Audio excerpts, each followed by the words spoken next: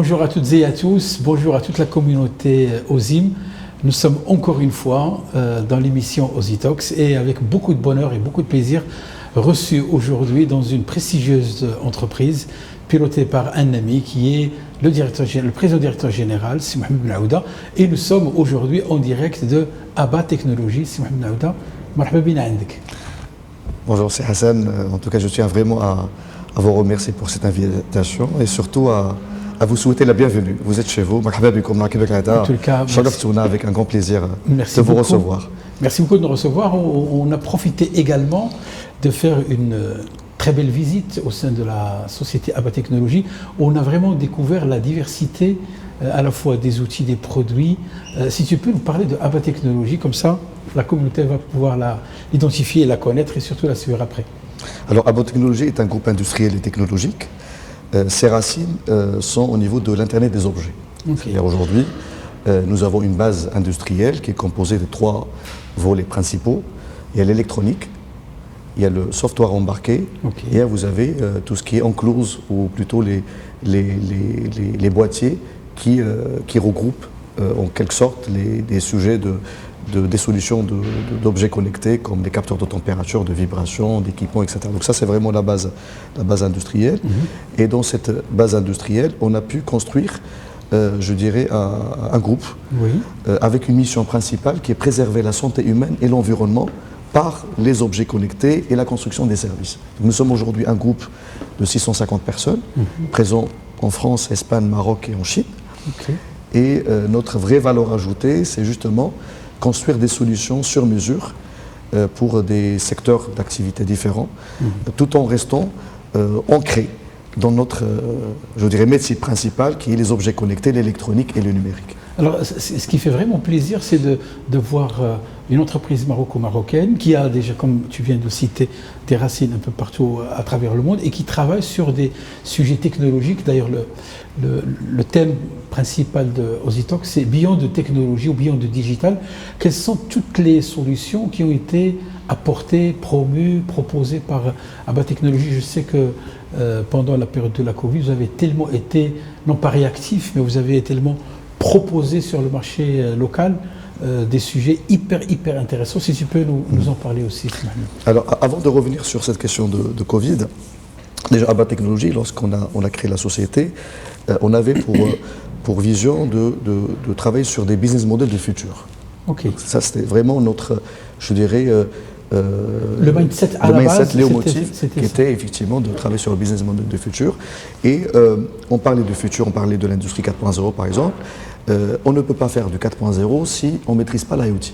Donc la première des choses, on s'est dit, on va faire du développement de l'entreprise par croissance externe. Et c'est là on est rentré dans le capital de Nextronic, okay, qui était en février 2020 exactement, pour pouvoir avoir, je dirais, une brique principale de l'IoT. Les objets connectés, que ce soit des capteurs de température, vibration, humidité, mouvement, ainsi de suite. Et donc Nextronic, aujourd'hui, est devenue une grande entreprise, parce qu'à la base, c'était une société qui faisait du 5, 6, 7 millions de dirhams de chiffre d'affaires annuellement, qui était créée quand même en 2014, okay, qui était très connue, reconnue dans le secteur au Maroc, dans le domaine de l'ingénierie électronique. Ils travaillaient pour le secteur de l'automotive, l'aéronautique, les mines, la sécurité de manière générale. Et lorsqu'on est rentré dans le capital, on a voulu la faire grandir. Parce que faire de l'ingénierie dans l'électronique, c'est 1 dirham. Faire d'une carte électronique, c'est 10 dirhams. Sortir le produit fini, c'est 100 dirhams. Donc on a voulu s'intégrer à 100 dirhams, exactement, en essayant de développer, comme ce que je disais au départ, une brique électronique, une brique software, une brique, un boîtier, parce que quand vous prenez un téléphone, un moniteur, un équipement de sécurité, que ce soit une caméra, c'est toujours, vous avez ces 3 ingrédients. Vous avez l'électronique, l'informatique embarquée et le boîtier. Donc du coup, Nextronic a permis de rassembler ces 3 composants et elle a fait de ce qu'elle s'est développée les 2 dernières années avec une accélération, en étant aujourd'hui une société, alhamdoulilah, qui a dépassé 100 millions de dirhams en 2021. Et le lien par rapport à justement les produits sur la partie santé.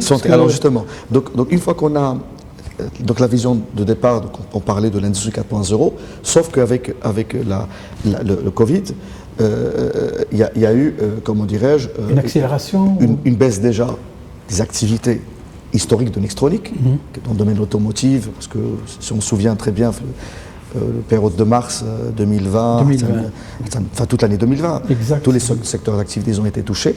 Donc il a fallu créer un autre bébé qui s'appelle Mediot, donc c'est Med IoT, Mediot, qui était spécialisé dans le domaine de la santé. C'est-à-dire qu'en se basant sur sa filiale sœur, qui est Nextronic, en prenant cette expertise électronique, mais en l'adaptant dans le secteur de la santé. Donc on avait démarré au départ avec les thermomètres infrarouges, à l'époque, au mois de juin, juillet. Oui, parce que aussi, il devait y avoir des produits qui accompagnent justement tout ce qui devait être mis en place au Maroc, quand vous parlez de caméras thermiques et de... Alors déjà il y avait à la fois une problématique de pénurie, oui. Et aussi des produits étaient trop chers. On se souvient, les thermomètres, ils étaient à 1400 dirhams, 1600 dirhams à un certain moment. Et c'est là, avec partenaire avec le ministère de l'Industrie, on s'est dit on doit sortir des thermomètres qui ne doivent pas dépasser 350 dirhams pour pouvoir justement réguler le marché. Et on s'est inscrit parfaitement dans cette logique de souveraineté aussi industrielle qui est portée par Sa Majesté Allah Yansuru et qui était aussi, je dirais, déployée par le ministère de l'Industrie. Donc on s'est inscrit parfaitement dans cette vision et on a commencé à fabriquer justement des dispositifs médicaux tels que le thermomètre infrarouge, les oxymètres, les caméras thermiques, les capteurs de température. C'est un défi énorme parce qu'il fallait le concevoir, le développer, le mettre sur le marché, le commercialiser. Donc, oui, c'est un défi énorme. Déjà en matière de time to market, parce qu'il a fallu, comme tu disais, faire de l'ingénierie, le concevoir, sourcer les composants dans un contexte de rareté aussi. Absolument. Des chartés de prix de transport où ils étaient très élevés, je dirais, parfois des fermetures, des ouvertures des frontières, c'est des aléas qui étaient pratiquement... On vivait dans l'aléa, c'est-à-dire que ce qui faisait partie de notre ADN, c'était cette gestion de l'incertitude et surtout s'adapter, être agile, prendre le risque, prendre parfois une trajectoire, peut-être c'est pas la bonne trajectoire, donc il fallait oser la prendre. Et alhamdoulilah, effectivement, avec l'engagement des équipes, avec l'investissement et la prise de risque, on a permis de développer une vraie compétence, une expertise dans le domaine de la santé avec ces dispositifs médicaux qui ont été construits durant cette période de 2020. Il y a aussi un autre point, parce qu'on en a profité tout à l'heure lors de la visite, où on a été vraiment émerveillé de voir pratiquement tout le suivi qui se fait aujourd'hui sur toute la chaîne des vaccinodromes, là où... Et ça, c'était une vraie problématique à laquelle vous avez pu répondre. Et je pense que quand on parle de digital, là, il y a tout. Il y a l'IoT, il y a l'informatique embarquée, il y a l'engagement des équipes. Si tu peux aussi nous apporter un éclairage, parce qu'on a vu une tour de contrôle, mais vraiment aux normes internationales, quoi. Exact. Alors, par rapport à ce sujet-là, donc 2020, c'était une année où on a démontré qu'on peut être à la hauteur en matière de respect des délais. Je prends le cas des thermomètres infrarouges. Il y avait les 5000 mosquées qui devaient s'ouvrir. Et ils nous ont contactés 4 jours ou 5 jours avant en disant il faut absolument produire les 5000 thermomètres. Il y avait déjà une rareté sur le marché, les prix étaient très élevés. Donc on a pu respecter nos engagements, délivrer. Alhamdoulilah, les mosquées ont été ouvertes avec les thermomètres infrarouges. C'était en partenariat avec le ministère de l'Industrie et d'El Habous. Et on était là, présents. Et donc, cette expérience a permis de positionner l'entreprise en tant que, expert de la température, parce que c'est des thermomètres, caméras thermiques. Les sujets de température, on va frapper la porte de Abba de Nextronic. D'autant plus que c'était le sujet quand majeur on parle de pour Covid, etc. Et pour les vaccins. Pour les vaccins. Je vais revenir sur le vaccin. Donc déjà, tout ce qui parle de température, on a un interlocuteur sérieux qui maîtrise le sujet. En plus, c'est la souveraineté industrielle, la fabrication made in Morocco, la réactivité, etc. Deuxième élément, le respect des engagements. C'est des personnes sérieuses qui délivrent. Troisième chose, c'est des gens aussi qui n'exagèrent pas sur les prix. Parce que lorsqu'on a vendu les thermomètres à 270 dirhams, à Al-Habous, c'est vraiment des prix très accessibles. Des caméras thermiques, ils étaient à 25 000, nous on était à 11 000 dirhams. Donc c'est pas de l'opportunisme. C'est pas de l'opportunisme. Donc on répond à une problématique marocaine. On répond à une problématique marocaine. Et avant même de répondre à cette problématique, j'ai oublié de le mentionner, avant même de s'inscrire dans cette logique, je dirais, de développement entrepreneurial ou la business dans le domaine de la santé, on avait fait des initiatives qui étaient solidaires. La première des choses, c'est qu'on avait conçu les visières de protection et on les a distribuées, on les a fabriquées et distribuées gratuitement. Des dizaines de milliers de visières qui ont été distribuées. On a réparé les machines de respiration, de réanimation de CHU de Benoroche de manière gratuite. Donc au départ, on s'est inscrit dans cet élan de solidarité qui était dans cette... Parce que tout le monde était embarqué dans la même logique. Durant les mois de mars, avril, juin, c'est ça. 3 mois de solidarité pure. Vraiment solidarité pure. Mais le basculement vers la production a été motivé lorsqu'on a vu que les prix étaient élevés. Exact. C'est-à-dire, lorsqu'on retrouve des thermomètres à 1400 dirhams, on en a pas mon cas.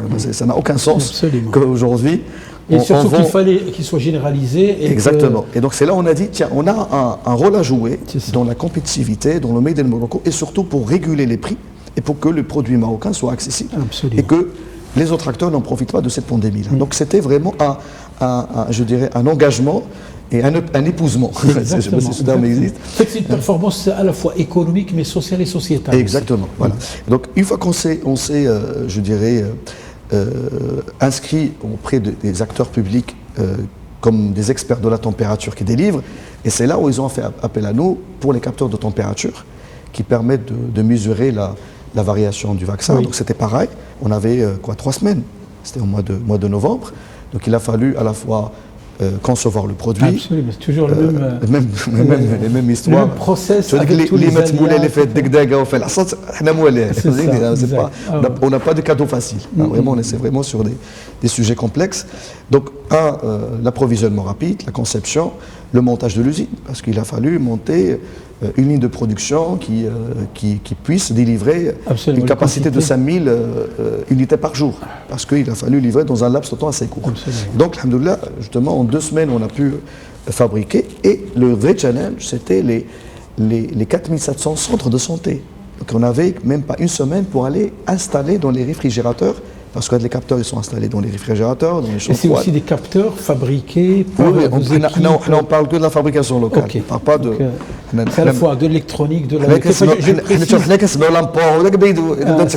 On sait plutôt la production. Pourquoi j'en parle? Parce que quand on parle de Beyond Digital, c'est toujours pour dire que, c'est de la technologie maroco-marocaine, développée par des ingénieurs marocains, dans un contexte, comme on l'avait dit tout à l'heure, marqué par la complexité et la Covid, mais on arrive quand même à sortir des choses et à délivrer dans les délais et à satisfaire pratiquement la population marocaine. Absolument, absolument. Donc on est vraiment inscrit dans cette logique-là et on a vraiment travaillé pour raccourcir justement les cycles de conception, les cycles de production, de telle façon qu'on soit toujours agile, proactif et... Sur la partie, j'ai vu la tour de contrôle, mais vraiment impressionnante, où tout est en temps réel. Exact. On clique, on retrouve... On retrouve tel centre de santé avec telle température, avec si jamais il y a une excursion de température et donc il y a un message qui part vers le médecin, l'infirmière ou le majeur.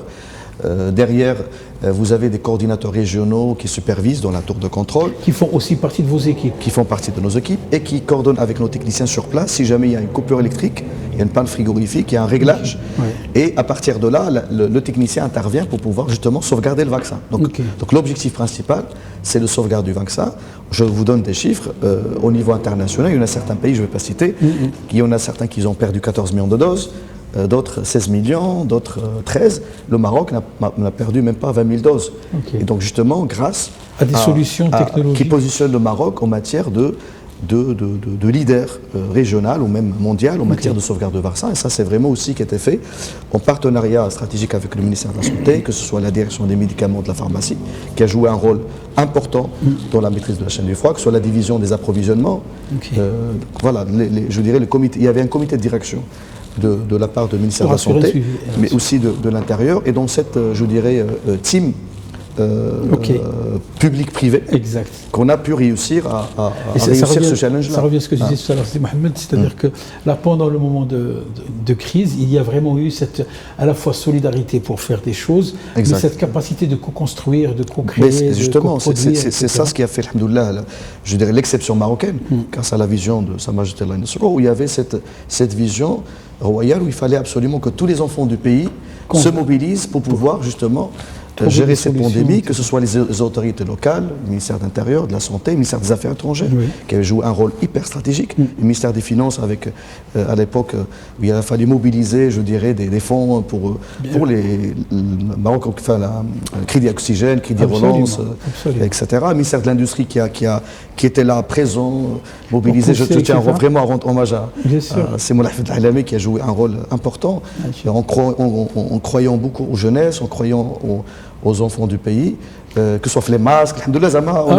n'y a pas que nous, il y a eu autant d'autres acteurs qui se sont mobilisés pour cette... Alors, cette personne qui viendrait visiter Abba Technologies, il va voir ce pont qui est extrêmement riche dans le monde de la santé, mais on a également vu toute une équipe de jeunes ingénieurs marocains qui sont dans le développement à la fois sur des solutions à base d'intelligence artificielle, sur des drones, et donc c'est aussi un autre pont en dehors de la santé et que absolument, vous explorer, donc si vous voulez bien, le départ c'était l'IoT, comme je disais, avec une visée, on voulait s'intégrer la chaîne automobile. D'accord. Avec l'arrivée du Covid, on a créé le deuxième bébé qui est Mediot. Alhamdoulilah, maintenant il grandit et qui va se développer en dehors du Covid parce que aujourd'hui, on travaille beaucoup avec certains hôpitaux, certaines cliniques, même en France, sur des solutions de télémédecine, de moniteurs connectés, et ainsi de suite. Donc là, en plus de post-Covid, il a pris son chemin dans le domaine du health tech. On est revenu sur le domaine de l'IoT et on a commencé à travailler sur des sujets d'industrie 4.0 pour des acteurs dans le câblage, dans l'automobile, des constructeurs aussi automobiles, que ce soit des sujets d'industrie 4.0 pour pouvoir connecter certaines machines, pour voir ce qu'on appelle la partie TRS, le temps de rendement synthétique, que ce soit la productivité, que ce soit la traçabilité de certains produits, mais aussi la fabrication des cartes électroniques, des dashboards pour les constructeurs. Donc là, alhamdoulilah, on a, je dirais, en dehors de la santé, on a un pôle IoT, électronique, automotive qui se développe. Et ce que je disais tout à l'heure, on s'est donné aussi une mission. Aujourd'hui, la mission de Abba, c'est préserver la santé humaine et l'environnement par l'IoT et la construction de services. Donc il y a le volet environnement. Et donc le volet environnement, on a un pôle Green Tech. Dans le pôle Green Tech, on travaille sur des sujets de smart lighting, de smart monitoring, de smart energy, des sujets de mobilité électrique. Donc tous ces sujets-là qui sont en lien avec les villes durables, je dirais, les villes connectées, etc. C'est dans ce sens-là. Maintenant, je prends le cas de Grand Paris Sud. On a notre filiale DevCorp qui est présent à Paris, qui offre des solutions pour la gestion de la ville. Maintenant, un citoyen français qui va prendre son téléphone, il va voir une chaussée qui est cassée, il va la prendre en photo. Derrière, il y a une plateforme qui traite je dirais, l'ordonnancement pour aller informer les fournisseurs prestataires. Le prestataire intervient, répare la chaussée, prend la photo et le citoyen reçoit la photo. Comme quoi ça a été fait. Donc là, on n'est plus dans la Smart City, on est dans la Cognitive City, où le citoyen devient acteur qui interagit avec la ville. Contrairement à cette vision de Smart City, où on était dans des logiques de tour de contrôle, on est dans une logique d'efficacité des ressources, de gestion de trafic, de pollution, je dirais de smart lighting. Mais là, on met le citoyen au cœur de l'interactivité. Il devient acteur du changement. Et là, on est dans des sujets de sustainable, ou plutôt de cognitive et sustainable city. Donc là, c'est un pôle qui est important chez nous, qui se développe de plus en plus. On a des stations météo, des capteurs d'inondation, pour pouvoir anticiper. On voit à Casablanca, parfois avec des sujets, etc. Donc l'idée, c'est d'apporter à chaque fois à la ville une vraie réponse customisée en matière de gestion de trafic, de caméras de surveillance, de smart lighting, d'optimisation de l'énergie, d'efficacité énergétique, d'inondation. Des drones. Il y a des drones absolument qu'on a fabriqués. Donc ce qui fait que à travers Abba aujourd'hui, c'est 3 pôles d'activité. Vous avez l'IoT, l'électronique, l'automotive. Vous avez je dirais la santé, le health tech de manière générale, et vous avez l'environnement, d'où cette mission de préserver la santé humaine et l'environnement par l'IoT et la construction des services. Parce qu'on co-construit les choses avec nos partenaires. Alors, Mohamed, il y a une question qui revient assez souvent.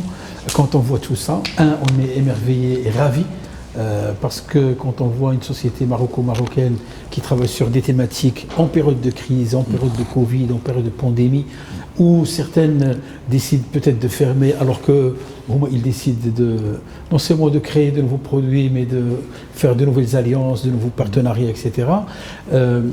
Il y a certainement une richesse quelque part qui est la richesse du capital humain de Abba Technologies, c'est important. Qui aujourd'hui, quand on voit des jeunes ingénieurs, c'est quoi, c'est tous des Marocains? On a à 90% c'est des Marocains, et 10% c'est nos confrères africains. Donc on a des Mauritaniens, des Ivoiriens, des Congolais, des Ghanéens, voilà. Et donc c'est un peu cosmopolite. On n'est pas un Africain, à base 90% Maroc, et les 10% c'est des... Mais c'est une vraie richesse marocaine. Absolument. Ce qui fait qu'on n'a pas besoin de c'est des personnes qui sont très passionnées, engagées, douées. On ne les recrute pas sur diplôme, pas de recrutement, donc on ne voit pas de diplôme, on ne voit pas de CV. Donc, généralement, on leur donne des use cases, des cas pratiques, des personnes passionnées, comme tu dis, qui viennent, et s'ils arrivent en fait à résister, en quelque sorte, parce que c'est un environnement aussi très engageant, il faut vraiment être passionné. Exact. Mais ce qui fait vraiment plaisir quand on les voit, c'est des jeunes qui sont issus des écoles d'ingénieurs marocaines. Ou pas forcément, ou des facs. Ou des facs, etc. Ou ils n'ont pas terminé leurs études. Ah, carrément. Voilà, ils sont en deuxième année, troisième année. On n'est pas dans cette logique de normalisation. Ok. Donc c'est des gens passionnés qui vont créer des choses nouvelles et qui vont accepter d'être dans ce que tu dis, un environnement engageant, pour qu'ils puissent sortir le meilleur d'eux-mêmes. Parce que si la personne il est engagée, passionnée, aussi rémunérée, parce que c'est important, il faut qu'il gagne aussi de l'argent, et qu'il trouve du sens dans ce qu'il fait, il y a une automotivation qui génère, et il arrive en fait à se développer davantage. Quand il travaille sur des choses utiles et il voit l'impact aussi. Il voit l'impact. Soit on va sauver des vies, soit on va sauvegarder l'environnement, soit effectivement on va protéger, je dirais, une telle richesse donnée, naturelle. Tu avais commencé ton propos par dire que Abba Technologies, à la base, c'est on réfléchissait sur des modèles du futur. Exact. Comment tu peux imaginer le futur sur les 3-5 prochaines années, sur le monde technologique? 3-5 prochaines années ou dans les 50 prochaines années? Enfin, dans les 50. Avec la Covid, on commence à se dire déjà le long terme, c'est 3 ans. Parce que ça bouge tellement. C'est vrai que déjà chez nous, l'année, c'est 3 mois. Ah, ok, très bien. Là, donc chaque 3 mois, on se pose les bonnes questions, on se dit, est-ce qu'on est dans la bonne trajectoire, oui ou non? Est-ce qu'il y a des nouveaux entrants? Est-ce qu'il y a des menaces? Est-ce qu'il y a des opportunités? Est-ce qu'il y a nouvelle technologie, un business model à revoir, une organisation à changer, des recrutements, des réorganisations? Donc chaque 3 mois, on arrête, je dirais, notre stratégie pour pouvoir attaquer les 3 prochains autres mois. Donc effectivement, lorsque tu me parles de 3 ans, c'est comme tu me parles de 10 de très long terme. De très long terme, exactement. Mais ton idée, c'est quoi? C'est qu'il va y avoir de plus en plus d'orientation vers l'IoT? Moi, je pense que l'IoT on est au démarrage. Ok. On est au démarrage de l'IoT. C'est un secteur qui est en émergence. Même en Europe, on est à peine, on commence à... Parce qu'on prend le sujet de l'industrie 4.0, c'est récent, c'est 2014 en Allemagne, 2015, je me souviens, c'était en Chine, 2016 aux États-Unis, 2017 en France, 17-18 en Espagne. Ce sont des sujets qui sont récents.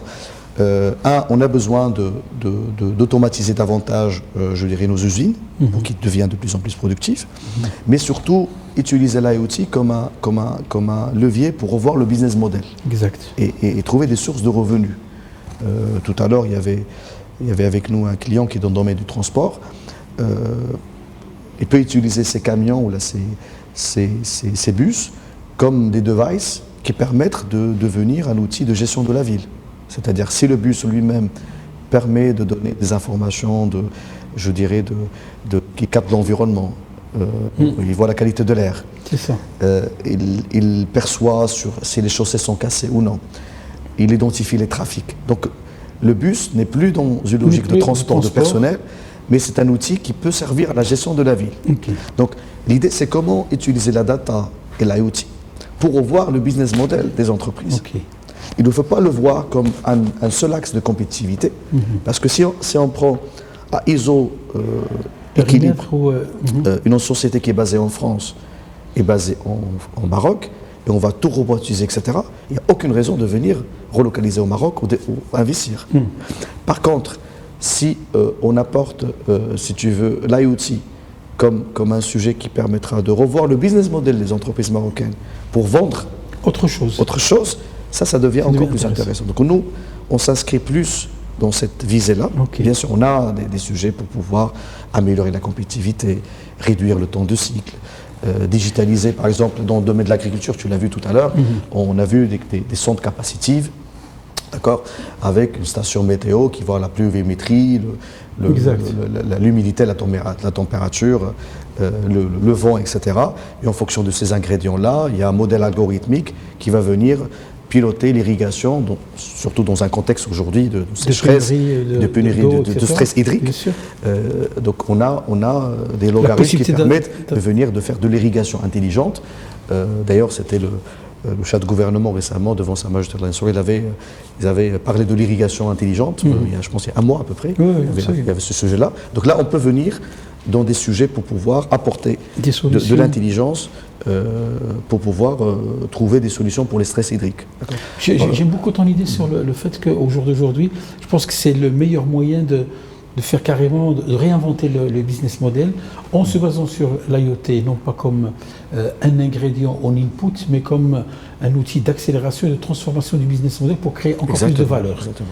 Sur plusieurs secteurs, d'ailleurs, quand on voit Abba Technologies, on est émerveillé parce que vous arrivez à brasser la diversité des secteurs d'activité. Alors, on était obligé de le faire, pour plusieurs raisons. D'abord, pour raison de compétitivité. Parce que certains, ils peuvent se dire pourquoi il y a cette diversité, est-ce que c'est de la dispersion? Alors, on était obligé de le faire parce que quand vous allez fabriquer des équipements, je prends le cas des moniteurs. Les moniteurs, le marché marocain, c'est un marché de 5000 moniteurs annuellement, 3000 moniteurs annuellement. Fabriquer les 3000 moniteurs, en une semaine, vous fabriquez les 3000 moniteurs. Qu'est-ce que vous allez faire avec votre ligne de production durant les 51 semaines qui restent? Semaines, effectivement. Vous avez des techniciens, des ouvriers, des machines, des immobilisations, ainsi de suite. Donc on était obligé de dire, cette semaine ou ce mois-ci, on fabrique des équipements de santé. Le mois d'après, on fabrique des équipements de sécurité, de surveillance. Le mois d'avant, ou la troisième semaine d'avant. Pour lisser la prod sur toute l'année. Pour pouvoir, rentabiliser notre investissement. Deux, pour avoir des économies d'échelle. Parce que quand vous voyez des composants qui sont un microcontrôleur, et c'est le même qu'on utilise pour un capteur, que ce soit pour un dashboard ou pour une station météo. Donc, la seule différence, c'est le software qui est derrière, qui va, mais le microcontrôleur, après, certainement, il y a des microcontrôleurs qui vont résister à certains niveaux de température, il y a certaines conditions d'environnement, etc. Mais généralement, ça vous donne une économie d'échelle importante pour négocier et pour avoir des prix compétitifs. Exact. Donc c'est cette recherche de compétitivité par l'économie d'échelle et par la rentabilité des investissements nous a poussé à, diversifier, etc. Et en même temps, lorsqu'on a vu que si vous maîtrisez l'électronique, le logiciel et le boîtier, vous pouvez sortir autant de verticaux. Exactement. Donc, puisque nous sommes aussi sur un marché petit, le Maroc, ce n'est pas un marché, de taille importante, donc il a fallu cette diversification-là pour pouvoir aborder les choses. Après, effectivement, lorsqu'on a commencé à être confronté au niveau international, que ce soit l'export ou soit l'implantation, là on implémente des filiales spécialisées sur des domaines. Pour répondre Mediot, IoT, donc on est dans le domaine du health tech, c'est des acteurs de la santé, on a des médecins qui sont dans le board, qui gèrent avec une entreprise, avec des interlocuteurs, qui travaillent sur des essais cliniques. Donc on est sur des choix stratégiques par pays, par vertical, etc. Mais notre racine, ça reste toujours l'électronique et l'IoT. Là, en tous les cas, avec cette mission de préserver la santé humaine et l'environnement qui va avec. Et avec un capital humain qui est riche et enrichissant au niveau de Abba Technologies. Mohamed, avec toi, certainement, on ne sent pas le temps passer. Il y a tellement de belles choses à découvrir.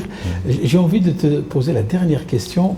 Pas question, mais si tu avais un message à adresser à toute la communauté de l'OSIM, tes amis que tu connais, les partenaires et tout ça avec qui tu évolues et tu fais évoluer le paysage IT au Maroc, je t'invite à regarder dans la caméra et à renvoyer le message. Alors, moi, je pense que le message, je pense que l'OSIM, déjà, est une association fédératrice qui continue dans ce travail de fédération et qu'ils arrivent à réunir des acteurs de l'infra, de l'IoT, de digital, du numérique, des applicatifs, de telle façon à qu'on travaille sur cette souveraineté de données, sur la souveraineté, je dirais, numérique, et surtout d'offrir des opportunités aux jeunes qui sont en recherche, je dirais, d'opportunités pour pouvoir délivrer leur projet. Donc, ouvrir à ces jeunes la possibilité de se développer davantage, travailler ensemble. Moi, je pense que ça serait intéressant qu'on construise des ateliers thématiques avec des use cases et on essaye vraiment de sortir avec des produits marocains. Et ça, c'est important. Tout en s'ouvrant vers l'Afrique, parce que c'est important. Et il ne faut pas avoir le complexe, parce qu'à chaque moment, on est souvent confronté à des solutions étrangères, à des acteurs internes. Je ne suis pas contre, le contraire.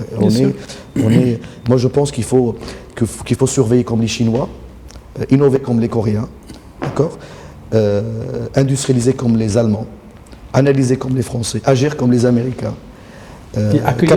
Capitaliser comme les Japonais et avoir un savoir-vivre et lire entre les lignes comme les Arabes. Bon, en tout cas, il faut être vraiment dans une logique pluriculturelle, accueillant, comme l'accueil qu'on sait au Maroc, mais de ne pas avoir cette fermeture. Absolument. Il faut être ouvert à son environnement, mais en même temps, il faut croire en soi et se développer à l'international. Il ne faut pas rester fermé sur soi-même. Voilà. En tout cas, Mohamed, tu as tellement bien résumé la situation à la fin qu'on se dit, ce que tu nous as dit tout à l'heure, qu'ici on est chez nous. Et absolument, Zama, pour tous les acteurs de l'OSIM, de toute façon, là, les membres ou non-membres, ou les acteurs de l'IT, ou non, etc., ils sont chez eux, bien sûr, pour pouvoir découvrir. C'est comme tu disais, c'est l'accueil marocain et l'accueil encore plus chez Abba Technologies, il est encore plus agréable. Il y a la salle de TEDx, certainement on viendra. C'est votre salle, c'est la salle de l'OSIM. Vous l'êtes TEDx by OSIM. Il est plus en tous les cas, au nom de toute la communauté OSIM, on te remercie pour l'accueil, pour l'éclairage, pour le partage, pour surtout aussi la transparence. Je tiens aussi, si tu me permets, Hassan, à rendre hommage à Mohamed Saad, quand même le président sortant, qui est quelqu'un qui a beaucoup travaillé cette communauté. Il a su fédérer par son humilité, par son amour au pays, par sa capacité de fédération. Et je souhaite aussi bon vent au nouveau à Hicham, pour pouvoir prendre le flambeau, être dans la continuité et dans l'accélération et pourquoi pas innover, réinventer et nous apporter de belles choses. Inch'Allah. En tous les cas, c'est la première émission d'Ozitox dans le mandat d'Hicham. Ça fait plaisir. Et on a beaucoup de plaisir à la faire avec Si Mohamed Aouda, Abba Technologies, donc à toute la communauté. On vous remercie de nous avoir suivis, on vous souhaite bon courage et on vous dit à très très bientôt avec un nouveau invité et une nouvelle use case, Inch'Allah. Merci pour votre invitation. Merci.